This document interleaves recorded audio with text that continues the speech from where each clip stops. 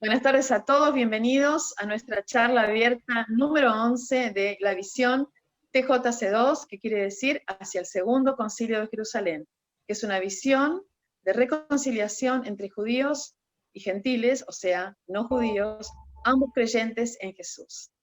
Les damos la bienvenida a los que hoy vienen por primera vez, a los que vienen por segunda vez y a los que ya son de la casa, a los que somos del equipo, y le damos la bienvenida especialmente al orador y al director de la visión, que es el pastor Agustín Marsal. Vamos a mantener los micrófonos muteados y vamos a darle el lugar al pastor y al presbítero para que ellos empiecen con la charla que tanto estamos esperando. La charla de hoy, la charla abierta 11, es la raíz de la revelación judeo-cristiana.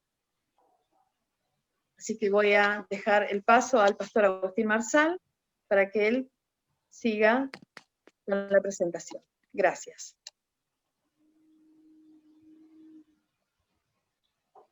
Quiero presentar al pastor, el presbítero, Enrique Vizquez-Bacher.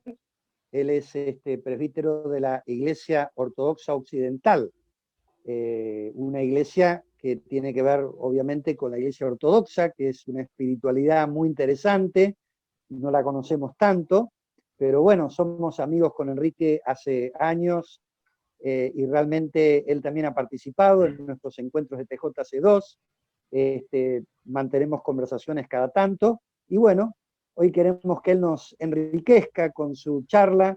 Enrique es una persona estudiosa de la palabra de Dios, además trae todo ese bagaje espiritual tan importante de la Iglesia Ortodoxa, así que nosotros queremos hoy realmente darle una bienvenida y estamos atentos a lo que Enrique nos va a enseñar, y después habrá un tiempo de preguntas, mayormente por chat pueden ustedes hacer las preguntas, y vamos a estar aprovechando esta charla y las subsiguientes preguntas que serán a posterior de la charla. Bueno, bienvenido Enrique, y realmente un gusto tenerte con nosotros en esta tarde.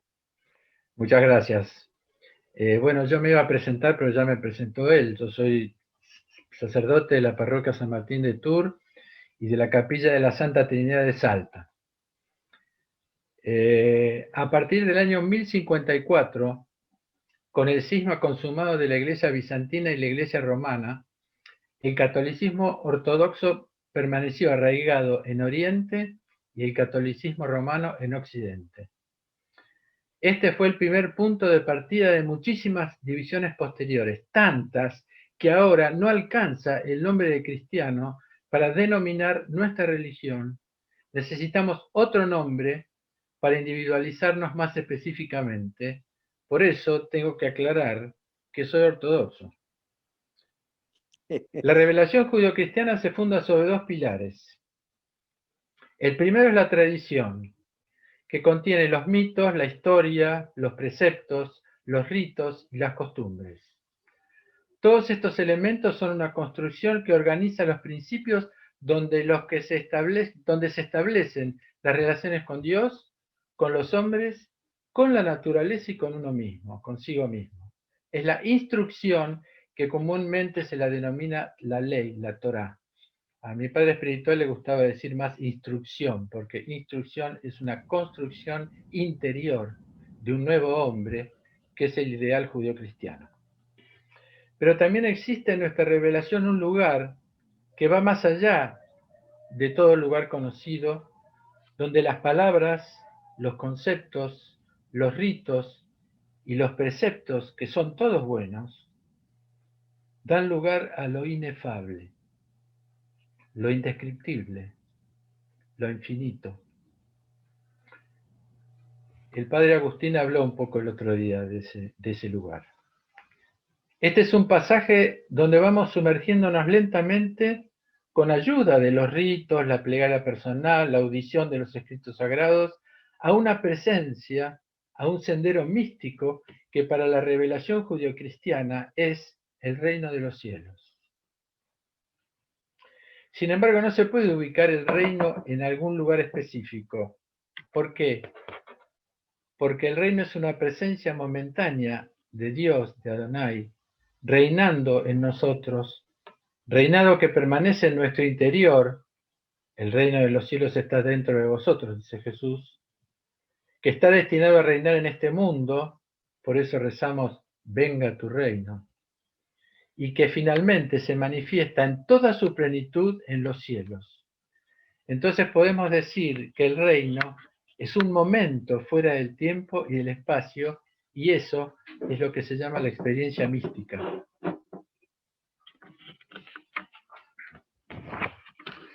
El peligro y la fuente de muchos conflictos interreligiosos, entre los cuales está el cisma judio-cristiano del siglo I, es tomar el primer universo, es decir, la tradición y las costumbres de cada confesión, como un fin y no como un medio, olvidando ese no lugar que nosotros llamamos el reino de los cielos. Nos dice Abraham Yosha Heschel, teólogo judío del siglo XX, para mí uno de los más grandes teólogos judíos, existe un reino del tiempo cuyo objetivo no es tener sino ser, no poseer sino dar, no dominar sino compartir, no someter sino acordar. La vida adquiere un sentido erróneo cuando el control del espacio, la conquista de las cosas del espacio, se convierte en nuestra única preocupación.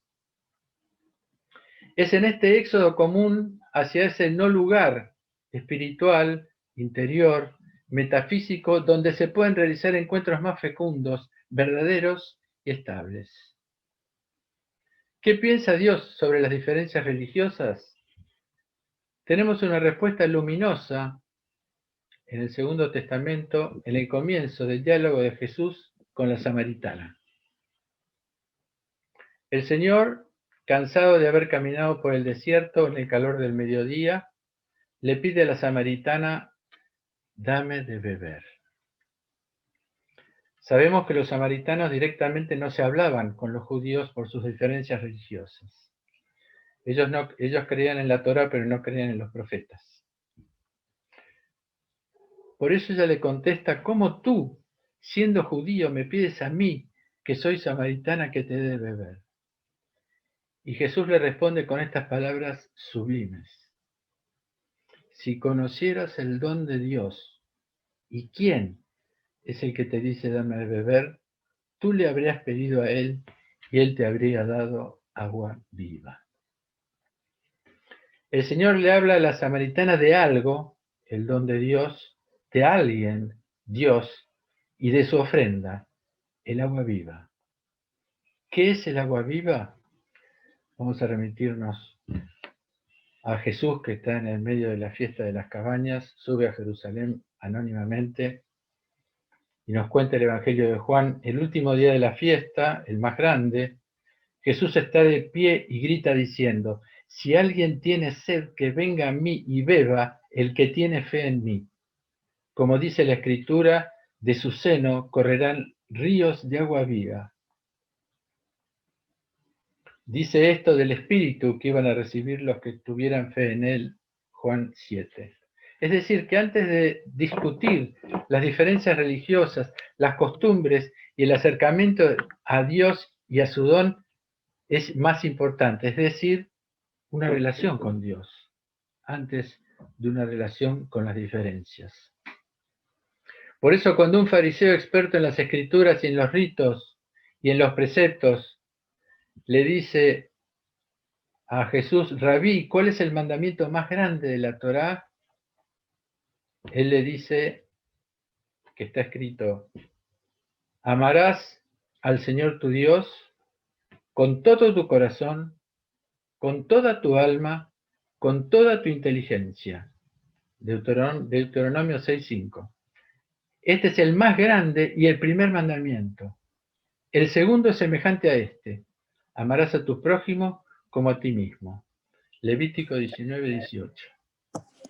De estos dos mandamientos, dice el Señor, están suspendidos toda la Torá y los profetas. Es decir, toda la revelación hasta ese momento.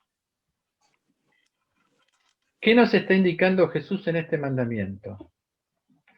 El Señor no nos habla de un precepto o un rito, nos habla de una relación que incluye la totalidad del corazón espiritual del alma psíquica, de todas las energías humanas, es decir, todo nuestro ser impregnado por el amor de Dios para que ese amor actúe en nosotros. Dios en el paraíso no solamente le dio a Adán la vida, sino que además le propuso y nos continúa proponiendo una manera de vivir, o mejor dicho, una manera de convivir. Por eso la revelación judeocristiana es mucho más que una religión. Es el aprendizaje y el acostumbramiento dinámico de una convivencia con Dios, que en sus dos etapas, Primer y Segundo Testamento, nos guían hacia una nueva vida. Oímos en el Evangelio de Lucas: he aquí un doctor de la Torá se levanta para tentarlo y dice: Rabí, ¿qué hacer para heredar la vida eterna? ¿Qué pregunta? Es una pregunta que nos deberíamos hacer todos los días. ¿Qué hacer para heredar la vida eterna? Ese es nuestro destino. Le dice: ¿qué está escrito en la Torá? ¿Cómo lees? Muy interesante, porque eso es un factor de controversias. No todos leemos lo mismo, ni todos tenemos las mismas traducciones bíblicas, que son esas dos preguntas que hace Jesús. ¿Qué está escrito en la Torá? ¿Qué dice? Y hay traducciones diferentes. ¿Cómo lees? ¿Oyes? ¿Miras intelectualmente? ¿Cómo lees? Responde y dice: amarás al Señor tu Dios con todo tu corazón, con toda tu alma, con toda tu fuerza, con toda tu inteligencia, y al prójimo como a ti mismo. Y le dice: has respondido rectamente, haz esto y vivirás. Es decir, está claro que la propuesta es una manera de vivir, mucho más allá de lo que es importante y bueno, que son los preceptos. ¿Qué nos está indicando Dios en este mandamiento? Que el amor que nos propone integra todo nuestro ser ofrecido, primero a Dios, nuestro Creador, y luego al prójimo, en una relación de correspondencia con el amor a nosotros mismos. El amor entonces debe presidir los encuentros, todas las relaciones, todos los conocimientos, resumiendo toda nuestra existencia. Sería interesante que hagamos algunas reflexiones, comenzando por encontrar una mirada menos legalista de las Escrituras. El mandamiento no es una orden. Dios no nos impone que lo amemos, no nos castiga si no lo amamos. No se puede amar a Dios mediante una regla o un mandamiento por el que se imponga el amor, porque las reglas proceden del temor y no del amor. Dios no utiliza un verbo imperativo en el mandamiento, sino que nos habla de un futuro persuasivo. Amarás. Todavía no. Vas a amar. Amarás. Es un acto amoroso de confianza. Dios nos tiene confianza, dice: con el tiempo, conmigo, en compañía conmigo, vas a amar. Me vas a amar a mí con todo tu corazón, con toda tu alma. Es decir, manifiesta la confianza que Dios tiene en el hombre, que es fundamental antes de hablar de nuestra fe en Dios, es la fe que Dios tiene en nosotros. Dios confía en la posibilidad de nuestro amor hacia Él, confía en nuestra capacidad de recibir su amor para amarlo con ese amor íntegro que Él derrama sobre nosotros. Y ese amarás, deja de ser una orden para ser una promesa. Ya vas a amarme. Los padres de la Iglesia han denominado este amor como ágape, del griego, del verbo agapán, porque era la palabra menos utilizada por los filósofos para indicar el amor. Se utilizaban más las palabras filia o eros. En nuestras Biblias generalmente se la traduce como caridad, que a lo largo del tiempo fue tomando el sentido de ayuda a los necesitados, disminuyendo el sentido profundo del ágape. La palabra exacta para denominar el sentido de caridad es filantropía, no es ágape. La primera manifestación de este amor de Dios es la creación. Dios creó el cosmos de la nada y libremente, sin ninguna necesidad, por ágape. No solo creó el cosmos, sino que lo mantiene por sus energías. Todos dependemos de ese amor gratuito de Dios para nuestra existencia, tal como lo indica el Salmo 104. Dice: tú les das Ellos recogen, abres tu mano, se sacian de bien. Escondes tu rostro y se espantan. Les quitas su aliento, expiran y vuelven a su polvo. Envías tu espíritu y son creados, y renuevas la faz de la tierra. El ágape de Dios es uno, y siendo la energía divina creadora más transformadora que existe en la creación, se va manifestando al hombre en tres etapas, en tres aspectos que podemos discernir en la experiencia. El primero es el eros, que es el amor de deseo y de necesidad vuelto sobre sí mismo, que es necesario en las primeras etapas de nuestra vida para la construcción de nuestro yo psíquico. Es el amor de la necesidad y del deseo. No estoy hablando de lo erótico. Lo erótico es ese amor de deseo que comienza con el deseo de Dios. El Señor, cuando insufle en nuestras narices el espíritu de vida en la creación, insufle el deseo de Dios. Ese deseo es infinito, pero ese deseo se detiene, el hombre lo detiene en sí mismo. Entonces ese deseo vuelve sobre el cuerpo y se transforma en lo que se llama una pasión, que es algo interminable y que tiene las consecuencias que ya sabemos.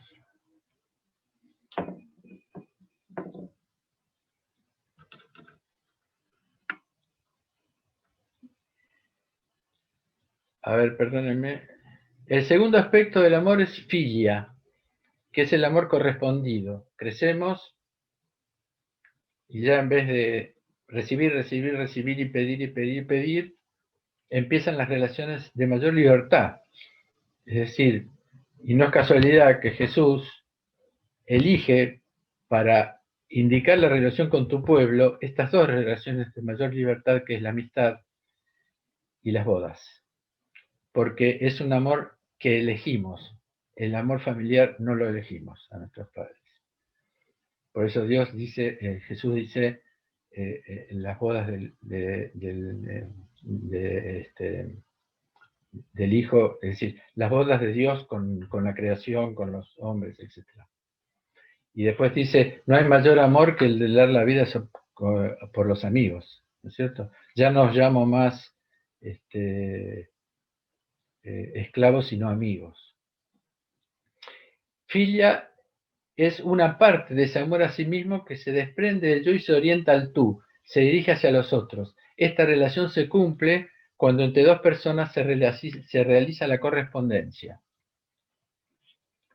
Finalmente viene el ágape, que es el amor de ofrenda, el amor de servicio, que es el que voy a describir ahora por una cuestión de tiempo. Es el amor sin ningún interés personal, es el amor absolutamente de ofrenda. El ágape es el amor en el que convive la Santísima Trinidad. Y podemos ver en las Escrituras que se manifiesta en una hospitalidad amorosa donde cada persona da lugar y exalta a la otra, no se exalta a sí misma. Quiero dar pequeños ejemplos de la Trinidad, ¿no es cierto? El Padre dice, este es mi Hijo, escúchenlo a Él. En otro momento dice, es Él en quien he puesto toda mi predilección. Él no dice, yo soy la unidad, el origen, la fuente, no. Él, escúchenlo a Él es mi Hijo. El Hijo dice, no se trata de mí, sino de mi Padre, yo hago su voluntad. Yo no hago nada por mí mismo, yo no hago más que lo que Él me ha mostrado, y es Él quien me ha enviado. Y dice, y quien me ve a mí, ve al Padre. Yo acá junto a distintos lugares del Evangelio, ¿no es cierto? También dice, yo me voy, y es bueno que yo me vaya, ya que el Espíritu Santo, que es Dios, va a enseñarles todo lo que yo os he dicho. Es bueno que yo me vaya porque va a venir Él, el Espíritu Santo. El Espíritu va a comunicarles y los conducirá hasta la verdad completa y va a comunicarles todo lo que yo os he dicho. Y del Espíritu Santo ni siquiera sabemos el nombre, porque Espíritus son los tres y Santos son los tres. Sabemos el nombre del Padre, que es el nombre del Hijo, que es Hijo unigénito, y no sabemos el nombre del Espíritu Santo. Ya se nos va a revelar. Y el Espíritu Santo va a decir Abba Padre, como nos cuenta el apóstol Pablo. Yo no soy más que el Espíritu, no tengo nombre, seré la memoria de las palabras del Hijo, como el Señor Jesús dijo. Él os recordará todo lo que yo os he dicho. El Espíritu Santo está detrás nuestro, empujándonos, haciéndonos memoria de las palabras de Jesús, sin nuestras intervenciones. Y este ágape que se desborda hacia nosotros como un don gratuito, generoso y desinteresado, viene del Padre, que es la fuente, por el Cristo, que es el camino, y nos es transmitido en el Espíritu Santo, que es la realización, la plenitud. Para nosotros es más fácil comprender intelectualmente el amor de Dios a través de la misericordia. ¿Por qué? Porque la misericordia divina contiene una asimetría razonable. Dios, por encima nuestro, se inclina sobre nosotros. Y eso es su misericordia. Pero podemos aceptar que el ágape de Dios es también una relación asimétrica, pero invertida, es decir, que Dios permanece por momentos debajo nuestro, a nuestro servicio. ¿Podemos comprender profundamente el gesto del Señor cuando les lava los pies a los discípulos o cuando permanece golpeando nuestra puerta para que lo recibamos, como dice en el Apocalipsis? Con esto no quiero relativizar la misericordia, sino afirmar que el ágape es la fuente y de esta emanación divina se derraman la misericordia, la gracia, el perdón y toda la inmensa cantidad de gracias divinas. El Padre se limita, el Hijo se limita, el Espíritu Santo se limita en nosotros, hacia nosotros. Los tres se limitan en relación con la creación, mientras que simultáneamente ilimitan al hombre en la relación con Dios. La Santísima Trinidad le propone al hombre sumergirlo en las entrañas divinas. Es el misterio de la deificación, cada vez menos transmitido al mundo por las iglesias. Isaac Luria, místico hebreo del siglo XVI, en su meditación sobre la creación, dice que Dios, que en la inmensidad de su ser, ocupaba todos los espacios. En el acto de la creación, Él se retrae a sí mismo, se limita, da lugar para que algo que no sea Él surja a la vida. La tradición mística hebrea, la Kabbalah, llama a este conocimiento Tzimtzum, y los padres de la Iglesia lo denominan kenosis.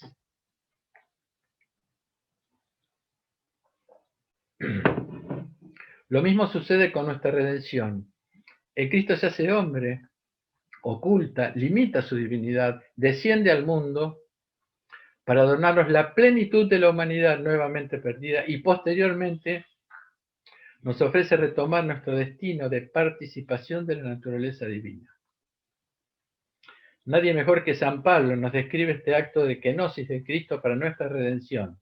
Dice: tened entre vosotros los mismos sentimientos que Cristo, que siendo de condición divina, no retuvo con avidez el ser igual a Dios, sino que se despojó de sí mismo, tomando la condición de esclavo, haciéndose semejante a los hombres y apareciendo en la condición de hombre, y se humilló a sí mismo, haciéndose obediente hasta la muerte en cruz. Por eso Dios lo exaltó y le otorgó el nombre que está sobre todo nombre, para que al nombre de Jesús toda rodilla se doble en los cielos, en la tierra y en los infiernos, y toda lengua confiese que el Cristo Jesús es Señor, para la gloria de Dios Padre. Oyendo detenidamente el texto de Pablo, notamos que este acto supremo de humillación del Señor se transforma en una exaltación hacia Él, donde toda rodilla se doblará en los cielos, en la tierra y en los infiernos. Entonces podemos decir que la kenosis es un descenso hacia arriba y la autoexaltación es un ascenso hacia abajo, como decía mi obispo Monseñor Jan, el fundador de nuestra Iglesia Ortodoxa Occidental. La exaltación es un ascenso hacia abajo y la humillación, el servicio, es un descenso hacia arriba. El que me ama, dice Jesús, guardará mi palabra, y mi Padre lo amará, y vendremos a él y moraremos en él. El que no me ama, no guarda mis palabras. Ágape.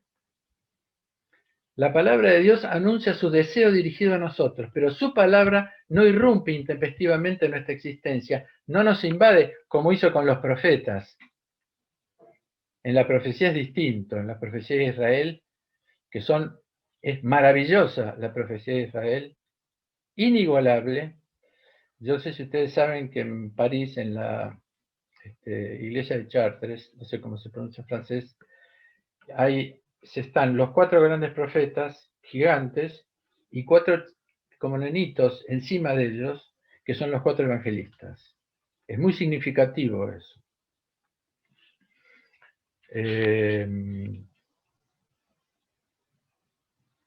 La palabra de Dios anuncia su deseo dirigido hacia nosotros, pero su palabra no irrumpe intempestivamente, repito, en nuestra existencia, no nos invade, sino que nos solicita humildemente un gesto, un acto voluntario de nuestra parte, un acto que tiene como punto de partida darle lugar. Y ese lugar es el silencio a nivel íntimo, que como una copa vacía tiene la capacidad de guardar. Su palabra busca una relación íntima, muy poco conocida por nosotros, que nos asusta, hasta nos asusta a nosotros la intimidad con otros seres humanos en este tiempo. Por eso cambiamos la intimidad por el concepto, por el ritualismo automático, por el cumplimiento de las costumbres que van apagando el fuego de la presencia divina, el fuego del Espíritu Santo. El acto de guardar su palabra es una ofrenda de amor de parte nuestra que se realiza vaciando nuestros espacios interiores repletos de palabras, ideas, opiniones, ilusiones, fantasía, pensamientos, gustos, deseos, costumbres, es decir, lo que hoy se llama nuestro ego.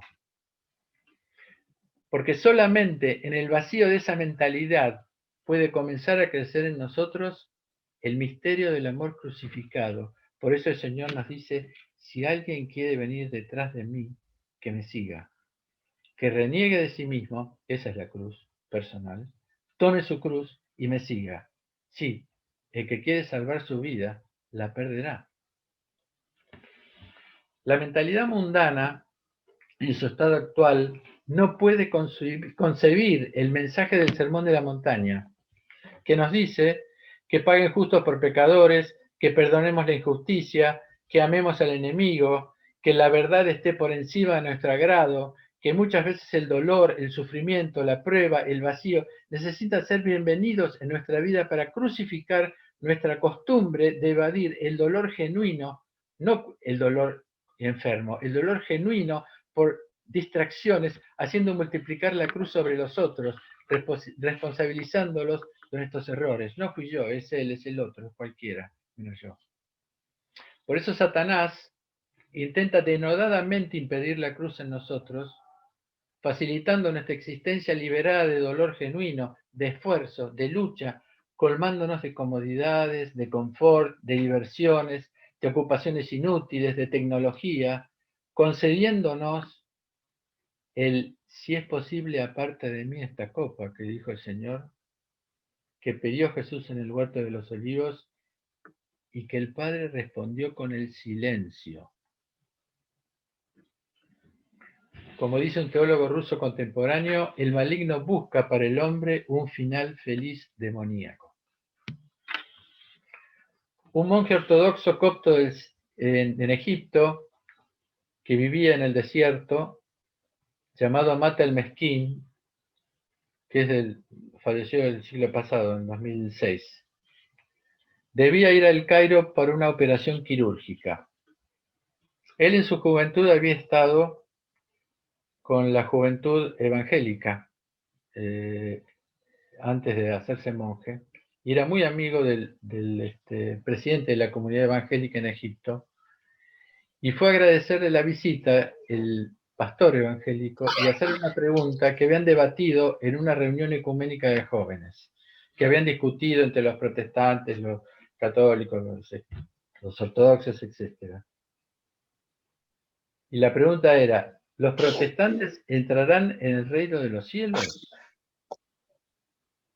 Y él respondió: ni los católicos, ni los protestantes, ni los ortodoxos entrarán en el reino de los cielos, sino solo la nueva creación en Cristo Jesús, ya que en Cristo ni la circuncisión ni la no circuncisión cuentan en algo, sino el ser una nueva creación. Y eso lo condujo a la siguiente reflexión. El mundo ha sufrido el conflicto entre las denominaciones religiosas de la misma manera que ha sufrido el conflicto entre los partidos políticos, y no me alejaré de la verdad al decir que el origen del conflicto religioso denominacional es político. El oscurantismo y la estrechez mental es el replegamiento de sí mismo a un horizonte subjetivo y a una visión estrecha de las cosas. Por la multiplicación del narcisismo exacerbado, porque hoy se llama narcisismo, la psicología la ha llamado narcisismo, a ese amor a sí mismo, que estamos viviendo por culpa de la multiplicación de ese narcisismo, estamos viviendo actualmente, podemos discernir que estamos viviendo el principio del final de los tiempos, que no es el fin del mundo, sino la concepción de una nueva era con los dolores de partos que anteceden a la alegría de un nuevo nacimiento, como dice Jesús. Y esos dolores de parto son descritos por Jesús de la siguiente manera en el capítulo 24 del Evangelio de Mateo. Oiréis hablar de guerras y rumores de guerras, pero no os turbéis. Sí, es necesario que esto suceda, pero no es todavía el fin. Pues se levantarán nación contra nación, reino contra reino, con pestes, ¿escucharon?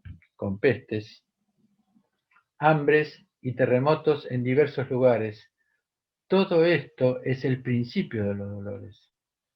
Entonces os entregará a la tribulación y os matarán.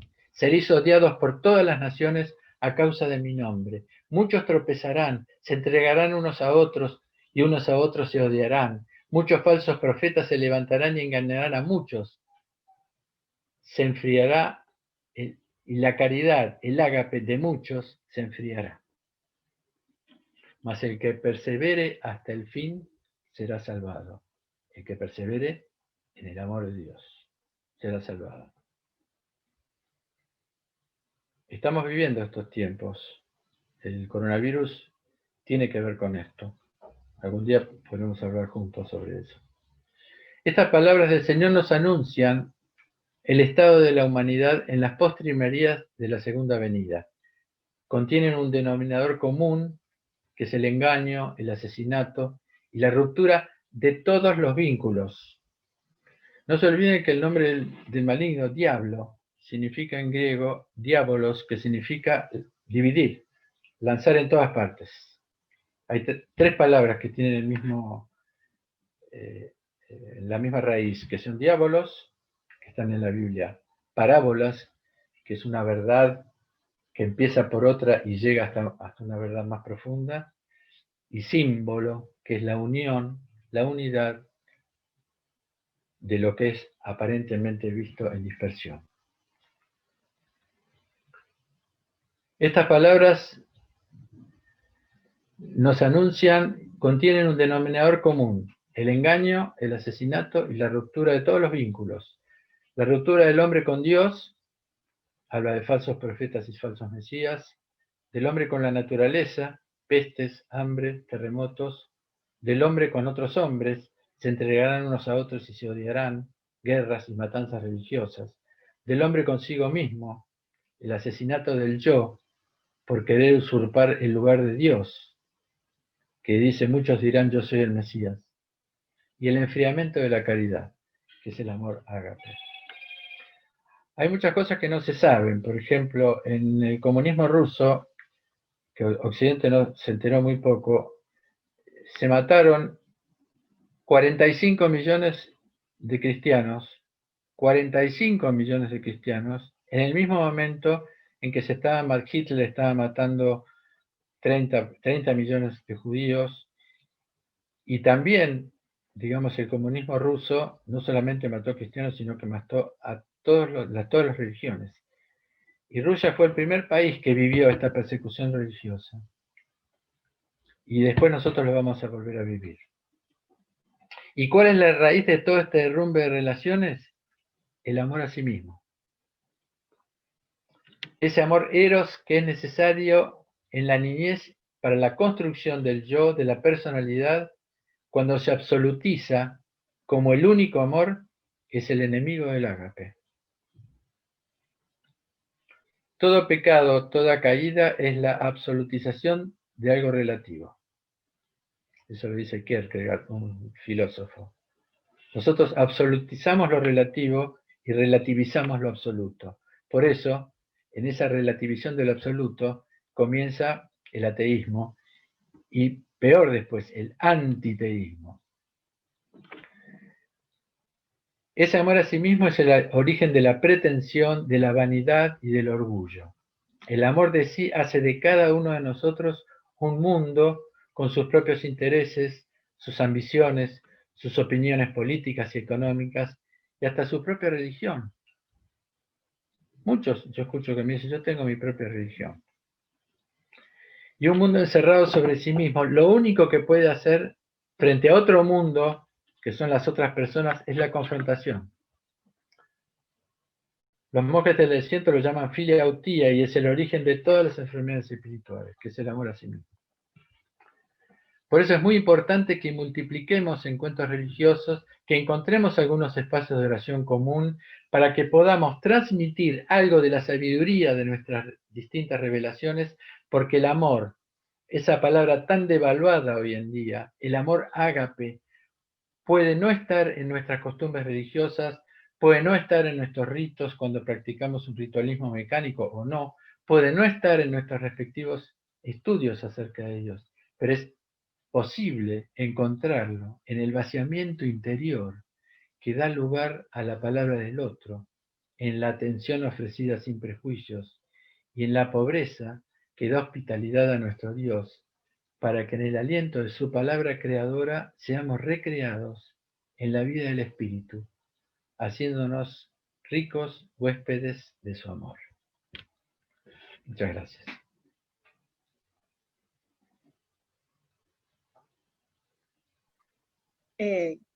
Gracias, Enrique. ¿Querrías que muestre la escritura que nombraste?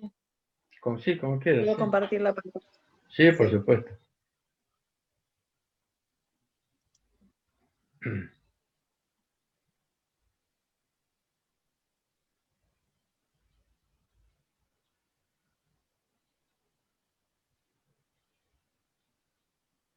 Ahí están los dos símbolos.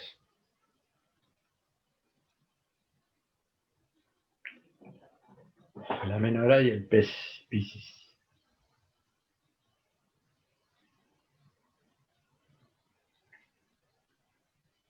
Qué lindo. Ah, qué lindo, sí.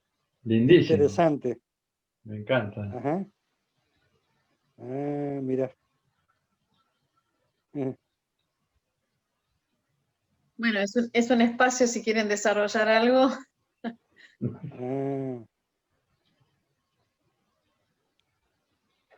Pueden ir pensando preguntas, ¿no? O escribiendo en el chat preguntas a Enrique. Tenemos a Agustín al pastor Marcelo Montenegro en sala. Perfecto. ¿Él tiene alguna pregunta? O puede haber comentarios también. Sí, comentarios también. Comentarios misericordiosos, por favor. Este icono es el icono más conocido del mundo. Es un icono que fue pintado en el año 1400. Yo lo vi en Rusia, está en un monasterio. Representa a la Santísima Trinidad, que sabemos que no se puede pintar la Santísima Trinidad, pero está hecho en honor a los tres ángeles que se presentan a Abraham. Entonces lo que se pintó fueron los tres ángeles que representan a Abraham, pero que a su vez, no sé si ustedes, sí, seguro, no sé, seguro, en las escrituras, cuando se habla de la visita de los 3 ángeles Abraham. Abraham de repente habla de uno y después habla de 3, en distintos momentos. Por eso elegí este icono. Que bueno, es una pintura sagrada que también es algo exterior, no es motivo de discusión o de principios. Gracias, Pastor Montenegro. Si ustedes quieren, después cuando terminamos les voy a leer algo y después les voy a decir, les voy a preguntar de dónde viene. Es una especie de juego. Bueno, paso a la escritura. Adelante. ¿Lo hago? Ahí estoy pasando la escritura ahora.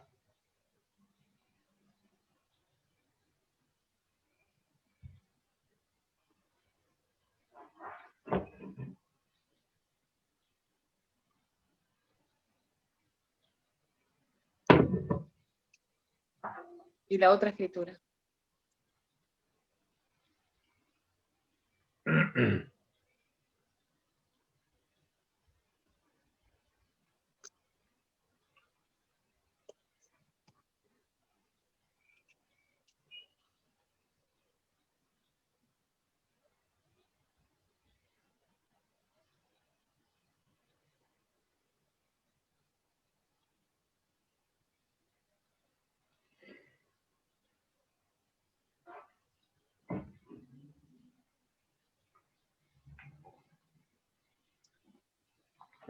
Y teníamos esas 3 placas. Bueno. Ahora Enrique nos va a leer algo. Bueno, les cuento. Yo trabajo en varios movimientos ecuménicos, o sea, de distintas ramas cristianas, pero también trabajo en movimientos interreligiosos, o sea, judíos Ajá. y musulmanes. Y Ajá. una vez di una charla sobre el misticismo, que es donde yo digo, donde vienen los encuentros, ¿no es cierto? Porque el judaísmo tiene la cábala, los musulmanes tienen los sufíes, que son los movimientos místicos, ¿no es cierto? Yo les voy a leer un pequeño poema de alguien y ustedes me van a decir a cuál de las 3 religiones pertenece. Hubo un tiempo en el que, perdón, tengo problemas con la vista, por eso a veces puedo leer bien y a veces no, porque tengo tan cansada la vista que no puedo, se me juntan las letras. Hubo un tiempo en el que rechazaba a mi prójimo si su fe no era la mía. Ahora mi corazón es capaz de adoptar todas las formas. Es un prado para las gacelas y un claustro para los monjes cristianos, templo para los ídolos y la Kaaba para los peregrinos. Es recipiente para las tablas de la Torá y los versos del Corán, porque mi religión es el amor. Ágape. Porque mi religión es el amor. Da igual a dónde vaya la caravana del amor. Su camino es la senda de mi fe.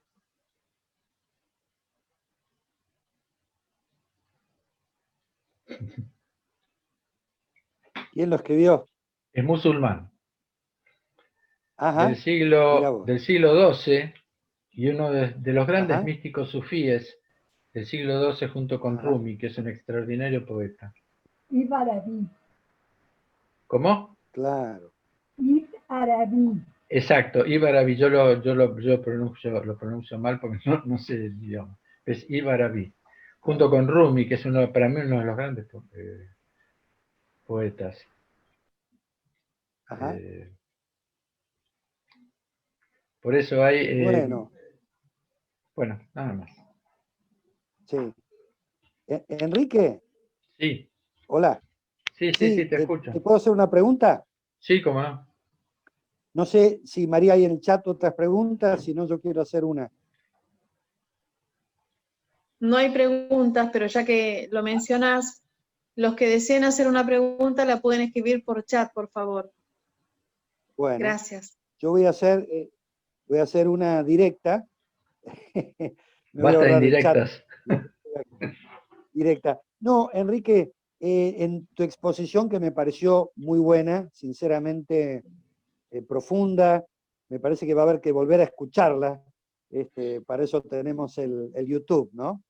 Realmente largaste conceptos que son profundos, pero bueno, en medio de todo lo que dijiste, me quedó como una pregunta cuando hablaste sobre la pasión. Me quedó la duda, ¿la pasión es buena o es mala al final? Ah, bueno, sí, lo que pasa es que en cada confesión hay una especie de palabras que uno cree que todo el mundo las maneja y no. Claro. Ustedes saben que voy a explicar un poquito eso. ¿Hay tiempo? Es un segundo nada más. Sí, hay tiempo, Enrique. Tanto el judaísmo, antes en la época de Cristo, un poco antes, quizás un siglo antes, había dos monacatos en el judaísmo, que eran los esenios y los terapeutas. Se habían retirado, había digamos, se sabía por la ocupación de Roma, había una decadencia de la iglesia judía, y se retiraron al desierto, y fueron Claro. los primeros monjes, digamos. Cuando en el siglo IV, o sea, ya estamos en el cristianismo, en el siglo IV, el cristianismo, luego de 3 siglos de persecuciones, que para mí fue el único momento en el que fue santo, cuando empiezan en el siglo IV los concilios ecuménicos y las persecuciones y todo eso, que tiene algunas cosas maravillosas en los concilios y otras cosas deleznables, algunas antijudías inclusive, hubo un grupo de gente que huyó al desierto, y es el nacimiento del monacato en el cristianismo.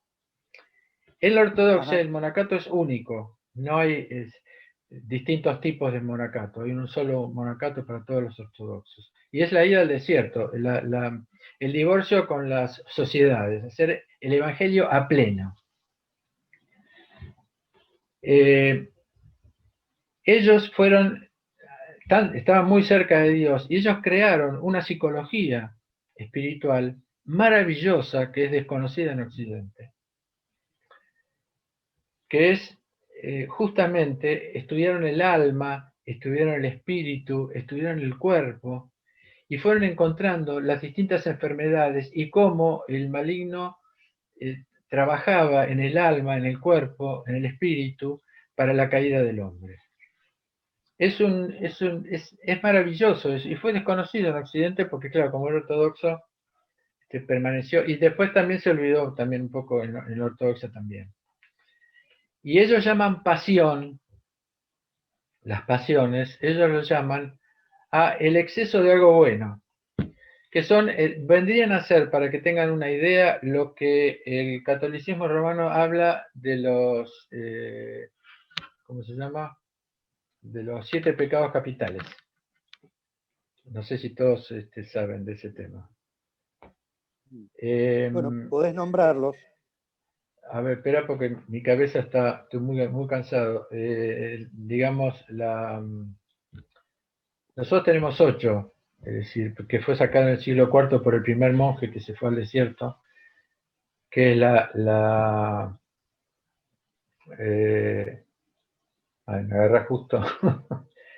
Está bien, no importa, no importa. No, te lo mando por escrito, porque no me acuerdo ahora, pero Está bien, Enrique. te puedo decir Sí, yo sé. lo que se llama todos los excesos Lujuria, que tienen la lujuria, la gula, la lascivia, tristeza, ¿no? la desidia, es decir, la ira, la ira, exactamente, que son enfermedades, la avaricia, todo eso. Esos son, yo los conozco del nombre griego, por eso ahora estoy medio. Ayer venimos de una que Agustín participó también un poco de un encuentro con nuestro obispo, hablando un poco de todo eso.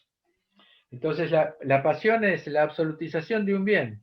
Es decir, por ejemplo, comer está bien, pero si yo absolutizo el comer, está mal. Es decir, la avaricia por ejemplo, y ellos hablan ellos no lo llaman pecados capitales, nosotros no hablamos de pecado, nosotros hablamos de malos pensamientos, de logos, de mala palabra o malos pensamientos. Y digamos, a eso es a lo que se llama la pasión. Que es el deseo, digamos, o el deseo infinito, que es el deseo del amor de Dios, que se detiene en el cuerpo o en el alma de la persona. Entonces realiza algo,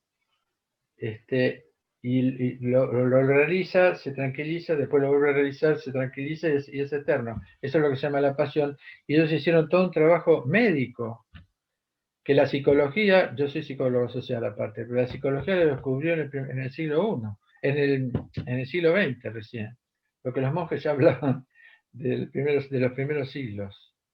Y todavía no descubrieron muchas cosas que saben los monjes, que los psicólogos todavía no lo saben. Eso es lo que llama la pasión.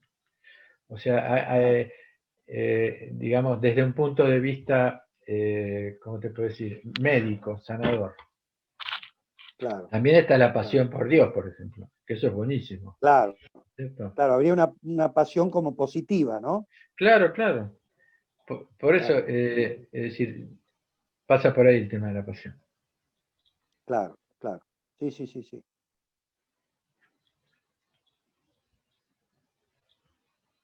No sé si hay preguntas ahí. Marcelo Montenegro, ¿estás ahí?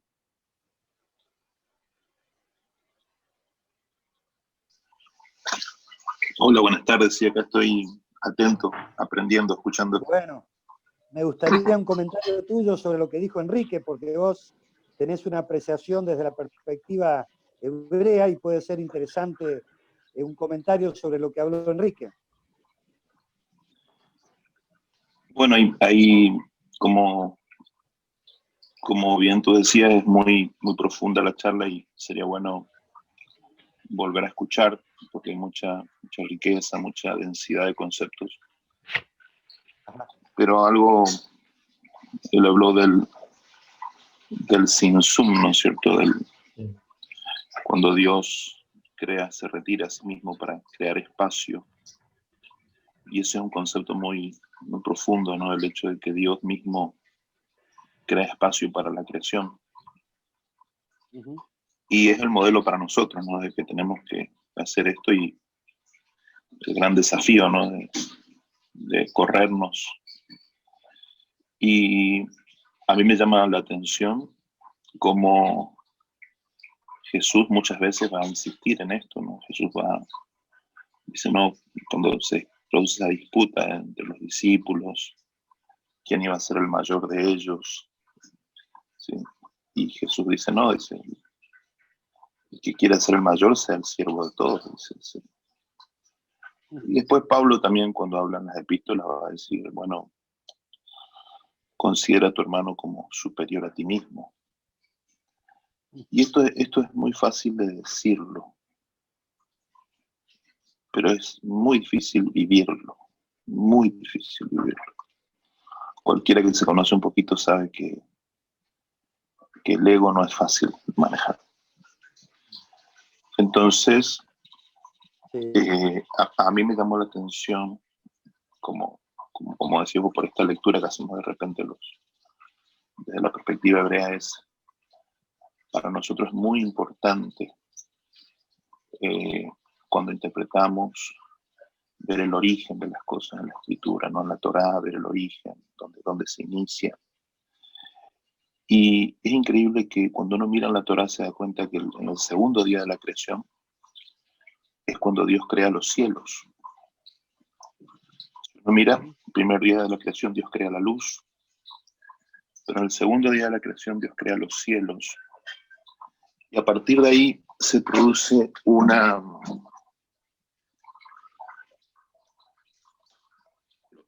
algo que se va a repetir, digamos, todo el tiempo, ¿no es cierto? Que lo segundo va a estar asociado a lo celestial. Y de repente, después de la caída del hombre, nace primero Caín, y segundo nace Abel. Y Abel es celestial y Caín es terrenal. Y después nacen los hijos de Abraham, por ejemplo. Nace primero Ismael y después nace Isaac. Y Isaac es celestial y Ismael es terrenal. Y a partir de uno mira toda la escritura y va a ver este patrón. Siempre lo segundo es celestial. Entonces de repente el primer rey de Israel es Saúl, pero es terrenal. El segundo rey de Israel es David y es celestial. Y nosotros tenemos un problema con esto de querer ser el primero. Y no nos damos cuenta que ser el primero es la peor posición. Es realmente donde nos destruimos.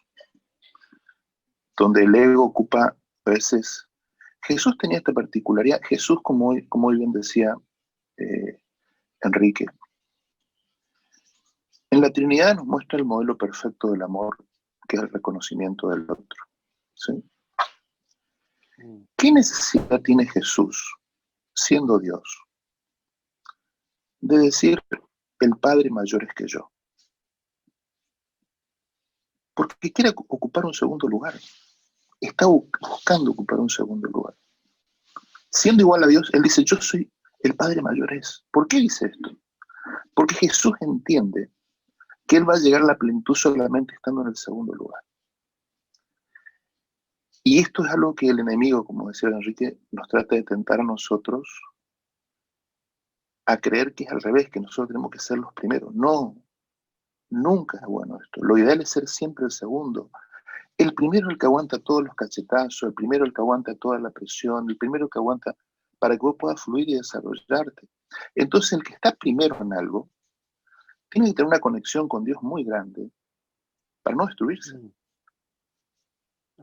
Sin embargo, si vos estás bajo la sombra de esa persona porque vos la reconoces a ese hermano como mayor a vos, en cualquier esfera, eso es una cobertura enorme que te permite fluir y desarrollarte.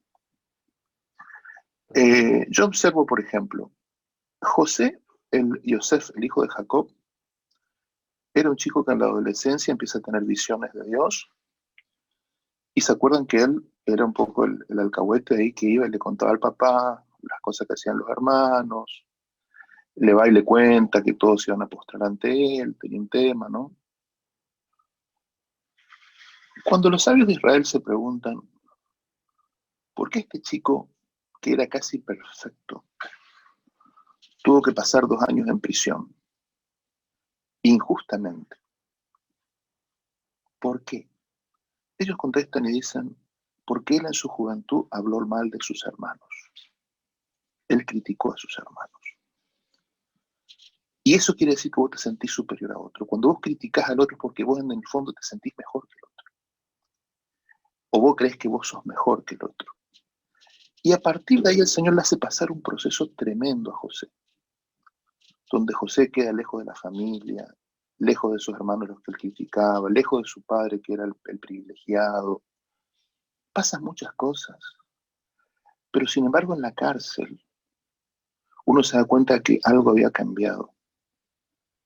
Porque en la cárcel él ya no solamente era un soñador de sueños, sino que él empieza a prestar atención al prójimo. Y se encuentra a 2 presos que estaban tristes y les pregunta, ¿por qué están tristes ustedes? Como si alguien podría estar contento en la cárcel, ¿no? Pero él ve más allá. Y él les dice, ¿por qué? Y empieza a interpretar los sueños. Y ahí él está al punto donde Dios lo va a necesitar. No cuando vos tenés el don sobrenatural, el don de la enseñanza, el don del conocimiento. No. El don llega al punto cuando está al servicio del otro. Y en ese punto es cuando él está preparándose. ¿Y él sale de la cárcel para qué? La Biblia es muy clara. Él sale de la cárcel para convertirse en el segundo de Faraón. O sea, otra vez ocupar el lugar segundo. Y llega a la plenitud ocupando el segundo lugar. Dice, solamente yo voy a estar sobre ti en el trono, después estás vos, le dice Faraón. Entonces yo veo que siempre lo segundo está asociado a lo celestial. Y tiene que ver con esta muerte del ego, tiene que ver con esto de que respondo ante alguien, que alguien me pueda hacer preguntas difíciles, que alguien pueda meterse conmigo y alguien sea que yo reconozca a alguien como mayor. Y esto en la tradición cristiana se ha perdido mucho, lamentablemente, sobre todo en la iglesia evangélica, ¿no es cierto? No así en el catolicismo, no así en el judaísmo, pero en la iglesia evangélica hemos perdido mucho esto, porque como las iglesias evangélicas se reproducen como, digamos, como por una especie de reproducción espontánea de células, entonces vos quedás muy suelto, ¿no? Y esto es muy triste, porque se muere la paternidad espiritual, el mentorado, y bueno, realmente creo que necesitamos volver a escuchar la enseñanza del Padre Enrique. Yo necesito volver a escuchar, necesito meditar en eso. También le voy a agradecer al Padre Enrique si nos tira algún cable de dónde podemos leer un poco más sobre todos estos monjes que estudiaron tanto la salud, porque necesitamos esa salud. Somos muchos cristianos. Yo el primero, me considero que soy muy flojo en algunas áreas, en algunas esferas de mi vida, y necesito aprender de esas cosas que estamos desequilibrados, digamos, porque no todo es espiritualidad, sino que la espiritualidad es un combo de cosas, ¿no? Y me pareció interesantísimo lo que usted planteaba de esta gente que estaba viviendo monásticamente y todo lo que ellos descubrieron. Y bueno, y también el hecho de buscar estar así en comunión, ¿no? El hecho de participar así de actividades donde aprendemos unos de otros, donde nos edificamos mutuamente, compartimos la comunión, ¿no? Así que muchísimas gracias, muchísimas gracias. Bueno, Marcelo, un gusto tenerte con nosotros y bueno, ya nos vas a dar más charlas vos también. Pero bueno, no sé si alguien más quiere preguntar algo a Enrique. Enrique, ¿estás ahí? Hola. Sí, estoy acá, tenía apagado para escuchar. Ah, bueno. Yo quisiera hacer una pregunta. María, si sí. tenés alguna pregunta ahí. No escucho bien. Bueno. Quisiera hacer una pregunta. Sí. Primero, gracias por compartir tanta profundidad y, como decía el pastor Montenegro y algunos de ahí estaban posteando, la profundidad y las multicapas para poder explorar la fe, ¿no? Mi pregunta era, ¿cómo se articula este saber de psicología a la luz del Evangelio y ese Jesús que muchos dicen, el mejor psicólogo es Jesús, finalmente, porque siempre hace preguntas y nunca da respuestas? En tu servicio como pastor, como presbítero en la Iglesia Ortodoxa. Muy buena pregunta. Yo creo que yo estudié psicología justamente porque lo fundamental de la revelación judeocristiana es manifestar un hombre determinado, un tipo de hombre, de humano determinado. Porque el mundo, entre comillas, nos muestra un hombre, que es el hombre actual. ¿Y cuál es el hombre actual? Es el hombre que consume, el consumidor. Que es feliz si tiene un coche, que tiene su propio pensamiento, bueno, un montón de cosas. Pero nosotros, como judíos y cristianos, no le mostramos al mundo, le damos preceptos, pero no le mostramos al mundo otro hombre posible, que es el que nosotros les podemos ofrecer. Por eso yo estudié psicología, para ver y confrontar junto con los padres qué, digamos, se podía tomar. Y es muy interesante, por ejemplo, porque yo he podido averiguar, por ejemplo, que muchas confesiones así muy modernas, utilizan tácticas, porque lo que más creció en la psicología son las técnicas de sugestión. por ejemplo. Y he podido comprobar que esas iglesias que tienen muchísima gente y qué sé yo, y que cobran diezmos y todo eso, que no está mal cobrar el diezmo, pero no es el centro. Nosotros en tu iglesia nadie cobra nada, es todo gratis.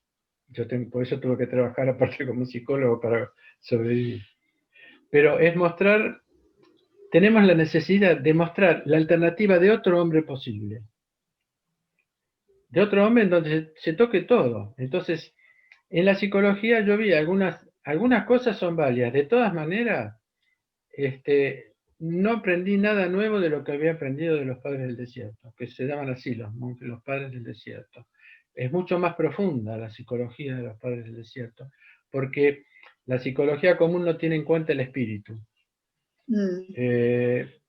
Tiene en cuenta el alma. Es como que el alma es lo absoluto, y muchas veces se confunde el alma con el espíritu. Es la gran confusión de este siglo, ¿no? Es confundir el alma con el espíritu. El cuerpo y el alma, es decir, por ejemplo, la psicología descubrió hace menos de 30 años que el cuerpo y el alma están íntimamente ligados. Eso lo saben los padres del siglo II. El complejo psicosomático que se llama ahora. Desde el siglo II lo saben. Toda enfermedad física tiene una correlación en el alma. Pero lo espiritual no está relacionado de la misma manera el cuerpo y el alma con el cuerpo y el alma. El espíritu es independiente porque viene directo de Dios, que es ese soplo que Dios hace cuando crea al humano como un alfarero, digamos. Y el espíritu no es condicionado, no está en el tiempo ni en el espacio. O sea que por eso la salida es por el espíritu, porque el alma es relativa, el cuerpo es relativo, el cuerpo se muere, el alma no muere, y en el alma está la memoria del cuerpo, que después va a ser lo que va a generar la resurrección. Pero el espíritu es independiente, es uno solo, nosotros participamos de ese espíritu, y ahí es donde está la libertad. Entonces la psicología tiene sus límites, porque puede manejar, se puede trabajar algunas cosas de las personas que yo, pero después llega un momento en el que ya no es necesario. Ya no llega, los problemas espirituales son mucho más complejos. Y por otra parte niegan, a partir del siglo XIX, se negó la existencia del maligno, el maligno no existe, por lo tanto, eso lo logró el maligno, está a través de los pensamientos filosóficos, que él insufla todo eso, en los pensamientos, en las artes, en todo. No soy obsesivo del maligno, pero hay que tenerlo presente. Él insufló todo eso, entonces claro, el maligno no existe, entonces el maligno entra en los pensamientos con una facilidad absoluta. Entra y nosotros no sabemos cómo combatirlos. Por eso, no sé si respondí tu pregunta o si me fui por las ramas, pero lo que quiero decir es que la psicología trabaja cosas importantes, puede superar angustias, muchas cosas. Pero incluso en mi experiencia como terapeuta, yo siempre fui a la Biblia, sin tratar de conseguir clientes para la iglesia, digamos. Pero siempre terminé en lo espiritual, siempre. No, gracias, está más que contestada. Y ahora con el dato de los padres del desierto, más todavía. Gracias. Muchas gracias.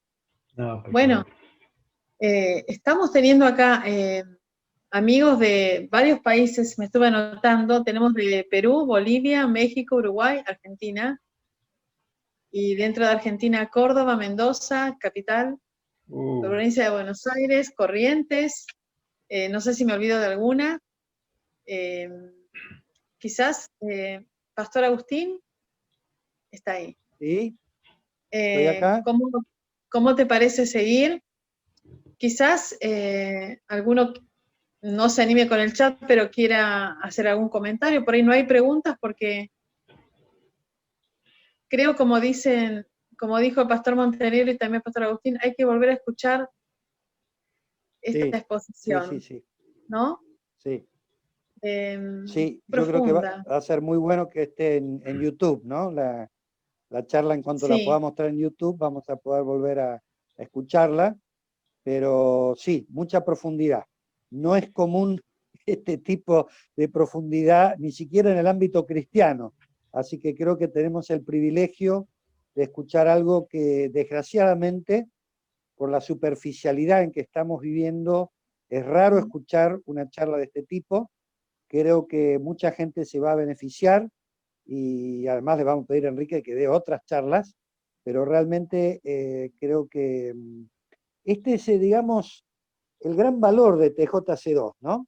O sea, TJC2 tiene que ver con la reconciliación de judíos y cristianos, pero por añadidura se produce estas conexiones, ¿no? Con cristianos de otras procedencias, de otras espiritualidades, y bueno, y entonces TJC2, su objetivo central es reconectarnos con el judaísmo, pero hoy estamos escuchando algo que conecta, ¿no? Con esa gran rama de la cristiandad, que es todo lo ortodoxo. Enrique además citó varios filósofos y escritores. Entonces uno dice, qué bueno es esta diversidad en la unidad, como decía, creo que era San Agustín.